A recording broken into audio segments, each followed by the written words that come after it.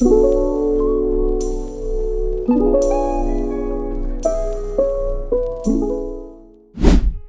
back to Smith's Network Lounge. This is part 3 and the final part of our policy-based routing series. In this video, we're going to focus less on commands and more on real-world design thinking. When PBR makes sense, how to use it safely, and when you probably shouldn't use it at all. Quick recap before we move forward. Policy-based routing allows us to override normal routing decisions for matched traffic. Traffic is matched using policies, and anything that doesn't match simply follows the normal routing table. PBR is applied inbound on an interface, which means traffic is evaluated by the policy before routing takes place.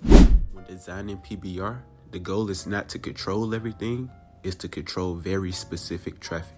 Most traffic should continue to follow the normal routing table.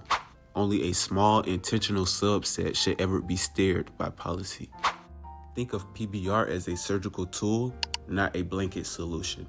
A classic real-world use case for PBR is guest or bring your own device traffic. Here, guest devices are intentionally matched and steered directly towards the internet, avoiding internal network paths. This keeps internal resources protected while still allowing guest users to function normally. All other traffic continues to use the normal routing table without being affected. PBR gives you control, but that control comes with responsibility. PBR does not fail over by default. If the next hop goes down and you haven't planned for it, traffic can be black-holed. Matched traffic will also ignore routing changes, which means careful design and tracking are critical. There's an important distinction to understand with PBR: partial versus full override. With a partial override, only specific traffic is matched and redirected, while most traffic still follows the normal routing table. This is generally the recommended approach. A full override happens when policies are too broad and most traffic is forced through PBR, effectively replacing the routing table, and that can be risky. One of the most common PBR misconceptions is assuming it behaves like dynamic routing. PBR does not automatically fail over when a next hop becomes unreachable. To make PBR resilient, you need tracking mechanisms like IP/SLA. Without tracking, PBR will continue forwarding traffic to a dead path. Most PBR problems aren't syntax issues, they're design issues.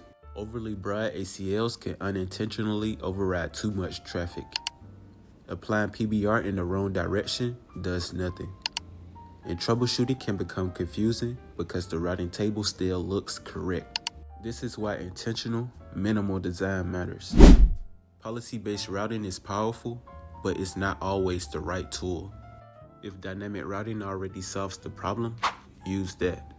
If resilience is critical and unmanaged, avoid PBR. And if the policy becomes too hard to maintain, it's time to rethink the design. Use PBR intentionally, sparingly, and only when the routing table can't express your intent.